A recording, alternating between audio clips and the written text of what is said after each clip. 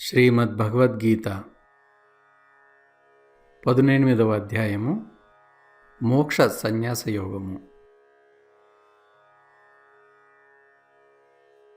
ఫలశ్రుతి. ధర్మయుక్తమైన మన సంవాదరూపమైన ఈ గీతాశాస్త్రమును పఠించువాడు జ్ఞానయజ్ఞము ద్వారా నన్ను పూజించువాడని నా అభిప్రాయము. శ్రద్ధాధర్మలు గలవాడును దోషదృష్టి లేనివాడును అయిన మనుష్యుడు గీతాశాస్త్రమును వినుట వలన కూడా పాప విముక్తుడై పుణ్యకర్మలను ఆచరించువారు పొందు ఉత్తమ లోకములను పొందును. ఈ అధ్యాయంలో సన్యాసతత్వము, త్యాగతత్వము వివరణ. కర్మలను చేయడం ఉత్తమమా లేక త్యాగము చేయడం ఉత్తమమా? సాత్విక, రాజస, తామసిక జ్ఞాన, కర్మ, బుద్ధి ధృతులు ఏమిటి? ఎవరికి పాపములు అంటవు? తదితర విషయములు తెలుపబడినవి. అర్జునుడు పలికెను, మహాబాహు హృషికేశ, కేశిని సంహరించినవాడా, సన్యాసము, త్యాగము వీటి తత్వము విడివిడిగా తెలుసుకోగోరుతున్నాను. శ్రీ భగవానుడు పలికెను, కామ్యకర్మల త్యాగమునే సన్యాసమని కొందరు పండితులు తలంతురు. కానీ విచక్షణాశీలురైన మరికొందరు మాత్రం సర్వకర్మ ఫలమును త్యజించుటను త్యాగమని పేర్కొందురు. మేధావులు కొందరు కర్మను దోషం వలె వదిలివేయవలే అంటారు. యజ్ఞ, దాన, తపకర్మలను త్యజించరాదని మరికొందరు అంటారు. భరత సత్తమ, ఆ త్యాగము గురించి నా నిశ్చయమైన అభిప్రాయం విను. పురుష వ్యాఘ్రమ, త్యాగము 3 విధాలని నిర్ణయించబడినది. యజ్ఞము, దానము, తపస్సు అను కర్మలను వదలరాదు. అవి విధిగా చేయవలసినదే. ఈ 3 మనుషులను పావనం చేస్తాయి. పార్థ, ఈ కర్మలు కూడా ఆసక్తిని, ఫలములను వదిలి చేయవలెనని ఉత్తమమైన నా నిశ్చిత అభిప్రాయము. నియత కర్మలను సన్యసించరాదు. మోహం చేత వాటిని త్యజించడము తామసమంటారు. కర్మలన్నీయును దుఃఖకారకములే అని భావించి శారీరక క్లేశమునకు భయపడి కర్తవ్య కర్మలను త్యజించుటను రాజస త్యాగము అని అందురు. అట్టి త్యాగం వలన ఎట్టి ఫలము లభింపదు.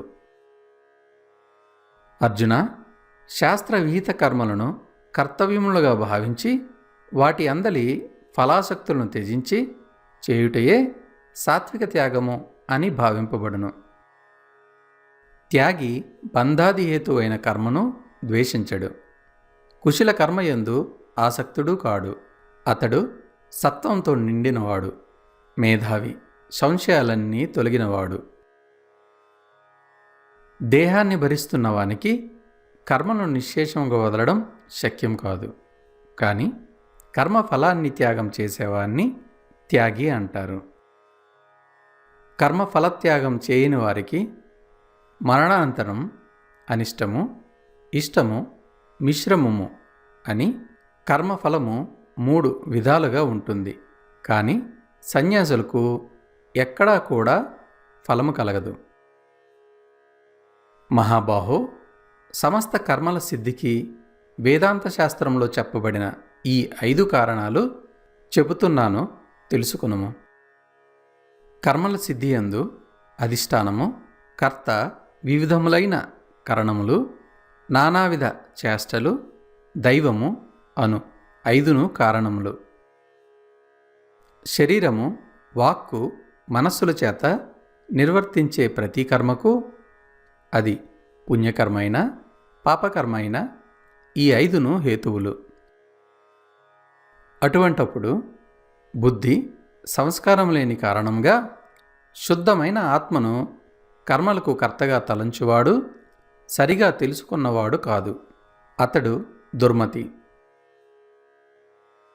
అహంకార భావం లేనివాడు, అనుతాపము చెందని బుద్ధి గలవాడు ఈ లోకాన్నంతా హత్య చేసినా అతడు హంతకాడు. అతనిని కర్మ బంధించదు. జ్ఞానము, జ్ఞేయము, పరిజ్ఞాత అని కర్మచోదన త్రివిధము. కరణము, కర్మ, కర్త అని కర్మ సంగ్రహము త్రివిధము. సాంఖ్యశాస్త్రంలో జ్ఞానము, కర్త, కర్మ ఈ మూడును గుణభేదాన్ని అనుసరించి త్రివిధంగా చెప్పబడినవి. వాటిని గురించి విశదపరిచెదను వినుము. వేర్వేరుగా కనిపించు సమస్త ప్రాణుల యందును శాశ్వతుడైన పరమాత్మయే విభాగరహితుడుగా సమభావముతో స్థితుడయ్యున్నట్లు జ్ఞాని అయిన వాడు చూచును. అట్టి పురుషుని జ్ఞానమును సాత్విక జ్ఞానముగా తెలుసుకొనుము. సమస్త ప్రాణుల యందును నానా విధములైన వివిధ భావములను వేర్వేరుగా భావించు వారి జ్ఞానమును రాజసము అని ఎరుంగుము.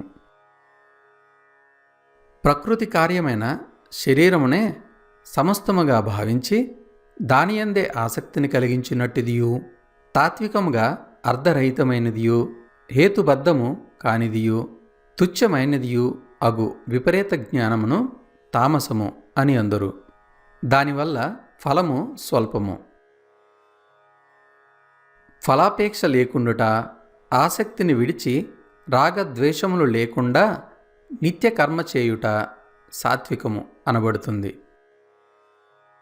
భోగలాలసుడైన పురుషుని చేతను, అహంకారి చేతను చేయబడు మిక్కిలి శ్రమతో కూడిన కర్మను రాజస కర్మ అని అందురు. అనుబంధము, క్షయము, హింస, పౌరుషము వీటిని పరిగణించక మోహంతో చేయబూను కర్మ తామసమనబడుతుంది.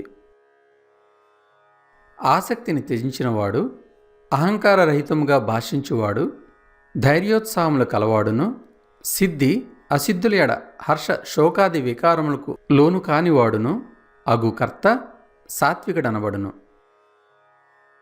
ఆసక్తి కలవాడు, కర్మఫలము కోరుకునేవాడు, ఆశాపూరితుడు, హింసా స్వభావం కలవాడు, అపవిత్రుడు, అశుచి, హర్ష శోకాలున్నవాడు ఇటువంటి కర్తను రాజసుడు అంటారు. పనిలో నిలకడ ప్రదర్శించనివాడు, సంస్కారహీనుడు, మొండివాడు, మోసం చేసేవాడు, పరుల వృత్తికి భంగం కలిగించేవాడు, సోమరి, కృంగిపోయే స్వభావం కలవాడు, పనిలో జాప్యం చేయువాడు ఇటువంటి కర్తను తామసుడంటారు. ధనంజయ, గుణాలను నిశ్శేషంగాను వాటిని గురించి వేరువేరుగాను చెప్పుకుంటున్న ఈ సందర్భంలో బుద్ధి, ధృతులు గుణాన్ని బట్టి 3 విధాలుగా ఉన్నాయి. చెబుతాను విను. పార్థ, ప్రవృత్తి నివృత్తి మార్గమును, కర్తవ్యము అకర్తవ్యమును, భయము అభయమును, అట్లే బంధము మోక్షమును యథార్థముగా తెలుసుకున్న బుద్ధిని సాత్వికమైన బుద్ధి అందురు. పార్థ, ధర్మాధర్మములను కార్యాకార్యములను యథార్థము కాని రూపంలో తెలుసుకుంటుందో ఆ బుద్ధి రాజస బుద్ధి. పార్థ, అజ్ఞానం చేత ఆచరించబడిన ఏ బుద్ధి అధర్మాన్ని ధర్మమని, సర్వ పదార్థములను తద్విపరీతంగాను భావిస్తుందో ఆ బుద్ధి తామస బుద్ధి. పార్థ, ఇటునటు చెలింపని ధారణాశక్తితో మనుషుడు ధ్యానయోగము ద్వారా మన ప్రాణేంద్రియ క్రియలను ధారణ చేయు శక్తిని సాత్విక ధృతి అందురు.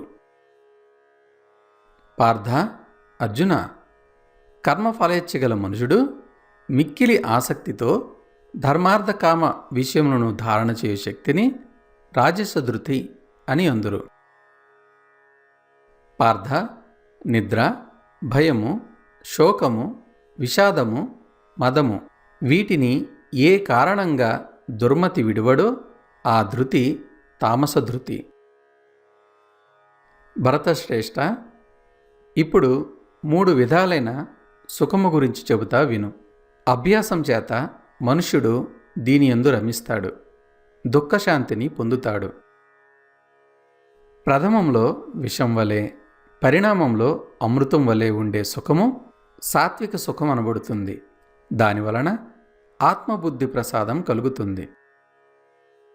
విషయేంద్రియ సంయోగం వలన కలుగు సుఖము మొదట భోగానుభవ సమయమునందు అమృత తుల్యముగా అనిపించినను పరిణామమున అది విషతుల్యమగును. అట్టి సుఖమును రాజస సుఖం అందురు. నిద్ర, ఆలస్యము, ప్రమాదము వీటి వలన కలిగే సుఖము తామసిక సుఖం. ఇది ఆరంభంలోనూ చివరిలోనూ కూడా మోహము కలిగించేదే.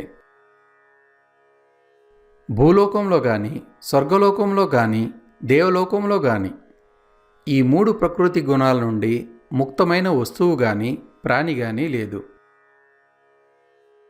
పరంతప బ్రాహ్మణ, క్షత్రియ, వైశ్యుల కర్మలను అట్లే శూద్రుల కర్మలను వారి వారి స్వాభావికములైన గుణములను బట్టి విభజింపబడి ఉన్నవి. మనోనిగ్రహము, ఇంద్రియ నిగ్రహము, తపము, శౌచము, క్షాంతి, ఆర్జవము, జ్ఞానము, విజ్ఞానము, ఆస్తిక్యము ఇవి బ్రాహ్మణ జాతికి స్వాభావిక కర్మ. శౌర్యము, తేజస్సు, ధైర్యము, దక్షత, యుద్ధమునందు వెన్ను చూపుకుండుట, దానములు నిచ్చుట, స్వామిభావముతో ప్రజలను ధర్మ పరాయణులుగా చేయుచు పరిపాలించుట మొదలగునవి అన్నియును క్షత్రియుల స్వాభావిక కర్మలు. వ్యవసాయము, గో సంరక్షణ, వర్తకము, వాణిజ్యము ఇవి వైశ్యజాతికి స్వాభావిక కర్మ. పరిచర్య శూద్రజాతికి స్వాభావిక కర్మ. స్వకర్మయందు తత్పరుడైన నరుడు సిద్ధిని పొందుతాడు. తన కర్మయందు శ్రద్ధ కలవాడు ఏ విధంగా సిద్ధి పొందుతాడో చెబుతా విను. ఎవని వలన సమస్త ప్రాణులు పుడుతున్నాయో, ఎవని చేత ఈ సర్వజగత్తు నిండి ఉన్నదో అతనిని స్వకర్మ చేత అర్చించి మానవుడు సిద్ధి పొందుతాడు. చక్కగా అనుష్ఠించబడిన పరుల ధర్మము కంటే గుణహీనమైనది అయినప్పటికీ స్వధర్మము మేలైనది. స్వభావము చేత నిర్ణయించబడిన కర్మ ఆచరిస్తున్నవాడు ఎవడు పాపము పొందడు. కౌంతేయ, దోషయుక్తమైనను సహజమైన కర్మను త్యజింపరాదు. ఏలనన అగ్ని పొగచే ఆవరించబడినట్లు కర్మలన్నీయును ఏదైనా ఒక దోషంతో కూడియే ఉండును. సర్వత్రా ఆసక్తి లేనివాడు, అంతఃకరణమును జయించినవాడు, ఫలమును ఆశించినవాడు సన్యసించి సర్వోత్తమమైన నిష్క్రియమైన ఆత్మస్థితిని పొందుతాడు. కౌంతేయ, జ్ఞాన నిష్ఠాయోగ్యత సిద్ధించినవాడు జ్ఞాన నిష్ఠా పరాకాష్ఠ అయిన బ్రహ్మమును పొందే విధానాన్ని సంక్షేపంగా చెబుతాను వినుము. దానిని బట్టి నిశ్చయంగా తెలుసుకో. విశుద్ధమైన బుద్ధితో, ధైర్యంతో, ఆత్మ నిగ్రహంతో శబ్దాది విషయములను విడిచి రాగ ద్వేషాదులకు అతీతంగా పరిశుభ్రమైన ప్రదేశమున ఏకాంతముగా నివసించువాడు సాత్విక ధారణ శక్తి ద్వారా అంతఃకరణేంద్రియముల సంయమం కలిగి మనోవాక్కాయములను అదుపులో ఉంచుకొనినవాడు రాగద్వేషములను అన్ని వేళలా త్యజించి దృఢమైన వైరాగ్యమును సంపూర్ణముగా ఆశ్రయించినవాడు అహంకారము, బలము, దర్పము, కామము, క్రోధము, పరిగ్రహము వదిలి మమకారం లేనివాడు శాంతుడు అయినవాడు బ్రహ్మమునందు అభిన్న భావముతో సిద్ధుడగుటకు సమర్థుడగుచున్నాడు. బ్రహ్మముయందు ఏకీభావస్థితుడై ప్రసన్న మనస్కుడైన యోగి దేనికిని శోకింపడు, దేనిని కాంక్షింపడు. సమస్త ప్రాణులయందును సమ భావము గల అట్టి యోగి నా పరాభక్తిని పొందును. బ్రహ్మభూతుడైన యోగి ఈ పరాభక్తి ద్వారా నేనెవరినో, ఎంతటి వాడనో యథాతథముగా నా తత్వమును తెలుసుకొనును. అట్టు భక్తితో నా తత్వమును గ్రహించిన వెంటనే అతడు నాలో లీనమగును. నన్నే ఆశ్రయించినవాడు సర్వకర్మలు సదా చేస్తూ ఉన్నప్పటికీ నా అనుగ్రహం వలన శాశ్వతము, నాశరహితము అయిన పరమపదము పొందుతాడు. సర్వకర్మలు వివేకంతో నాకు వదిలి నన్ను ఉత్తమగతిగా భావించి బుద్ధి యోగాన్ని ఆశ్రయించి సతతము నాయందు చిత్తం ఉంచు.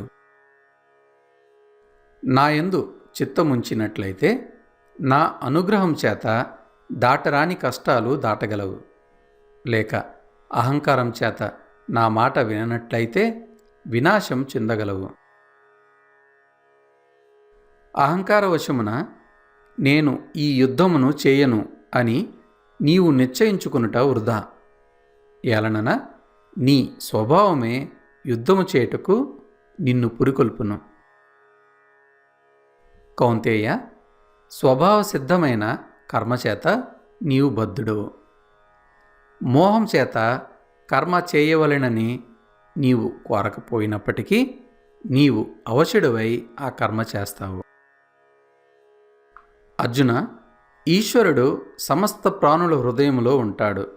ఉండి సమస్త ప్రాణులను యంత్రం మీద బొమ్మలను త్రిప్పినట్లు త్రిప్పుతూ ఉంటాడు. భారత, ఆ ఈశ్వరుణ్ణే సర్వభావంతో శరణు చెందు. ఆయన అనుగ్రహం వలన పరమశాంతిని, శాశ్వతమైన పరమపదమును పొందగలవు. ఈ విధముగా అత్యంత రహస్యమైన జ్ఞానమును నేను నీకు అందించితిని. ఇప్పుడు నీవు ఈ పరమ గోప్యమైన జ్ఞానమును పూర్తిగా గ్రహించి నీకు ఏది చేయవలెనని తోస్తే అది చెయ్యి. సమస్త గోప్య విషయములందును పరమ గోప్యమైన నా వచనములను మరొక్కసారి వినుము. నీవు నాకు అత్యంత ప్రియుడు అగుట వలన నీకు మిక్కిలి హితమును గూర్చు వచనములను మరలా చెప్పుచున్నాను. ఓ అర్జున, నీవు నాయందే మనస్సును నిలుపుము. నా భక్తుడువు కమ్ము. నన్నే సేవింపుము. నాకు ప్రణమిల్లుము. ఇట్లు చేయుట వలన నన్నే పొందగలవు.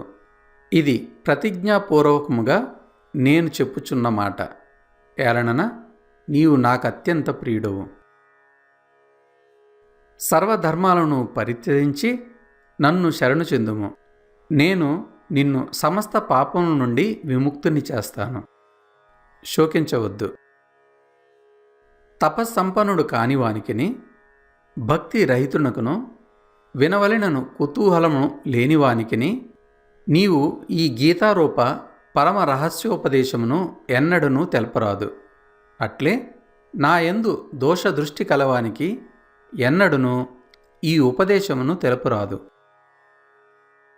నాయందు పరమభక్తి కలిగి ఈ పరమ గోప్యమైన గీతోపదేశమును నా భక్తుల హృదయములలో పదిలపరచువాడు నన్నే పొందును. ఇందేమాత్రము సందేహం లేదు. నాకు ప్రీతిని గూర్చునట్టి కర్మలనాచరించు మనుషులలో అతనిని మించిన భక్తుడెవ్వడనూ లేడు. అంతేగాక అతని వలే గాని అతనిని మించి గాని నాకు ప్రియమైనవాడు భూమండలమున మరి ఒకడెవ్వడునూ భవిష్యత్తులోనూ ఉండబోడు.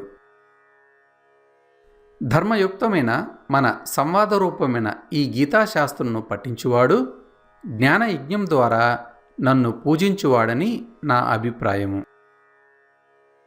శ్రద్ధాధర్ములు గలవాడును దోషదృష్టి లేనివాడును అయిన మనుష్యుడు గీతాశాస్త్రమును వినుట వలన కూడా పాప విముక్తుడై పుణ్యకర్మలను ఆచరించువారు పొందు ఉత్తమ లోకములను పొందును. పార్థ, ఈ గీతాశాస్త్రమును నీవు ఏకాగ్ర చిత్తంతో వింటివా? ధనంజయ, అజ్ఞానజనితమైన నీ మోహము పూర్తిగా నశించినదా? అర్జునుడు పలికెను, అచ్యుత, నీ కృపచే నా మోహం పూర్తిగా తొలగినది. స్మృతిని పొందితిని. ఇప్పుడు సంశయరహితుడనైతిని. కనుక నీ ఆజ్ఞను ఆచరించెదను. సంజయుడు పలికెను, ఈ విధముగా శ్రీ వాసుదేవునికును మహాత్ముడైన అర్జునుకును మధ్య జరిగిన సంవాదమును వింటిని. అది అద్భుతమైనది, తనువును పులకింపజేయున్నది. వేదవ్యాసుని కృప వలన దివ్య దృష్టిని పొందినవాడినై పరమ గోప్యమైన ఈ యోగమును యోగేశ్వరుడైన శ్రీకృష్ణ భగవానుడు అర్జునునకు చెప్పుచుండగా నేను ప్రత్యక్షముగా వింటిని. రాజా, కేశవార్జునుల ఈ అద్భుత పుణ్య సంవాదమును అనుక్షణము పదే పదే స్మరించుచు నేను పరవశించిపోతున్నాను. ఓ రాజా, అత్యంత విలక్షణము, పరమాద్భుతము, అపూర్వము అయిన ఆ శ్రీహరి రూపమును పదే పదే స్మరించుచు నేను పొందుచున్న సంభ్రమాశ్చర్యములకు అవధియే లేదు. తత్ప్రభావమున మరల మరల సంతోషము కలుగుచున్నది. ఎక్కడ యోగేశ్వరుడైన కృష్ణుడు, ఎక్కడ ధనుర్ధరుడైన పార్థుడు ఉంటారో అక్కడ లక్ష్మి, విజయము, స్థిరమైన వైభవము, నీతి ఉంటాయి అని నా నిశ్చయము.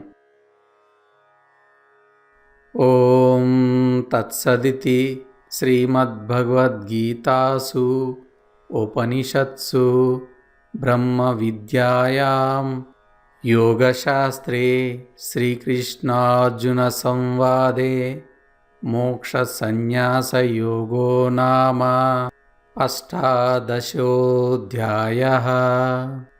ఓం శాంతి శాంతి శాంతి. సర్వం శ్రీకృష్ణార్పణమస్తు.